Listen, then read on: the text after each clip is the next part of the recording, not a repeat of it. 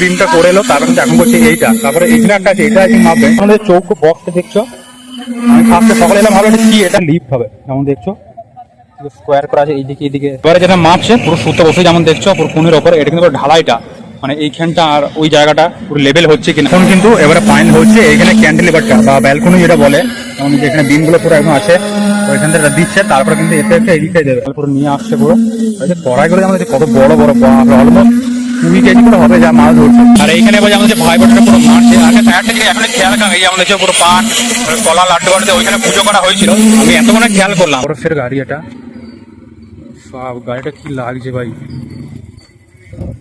কালারটাও কিন্তু সেই লেভেলের লাগছে।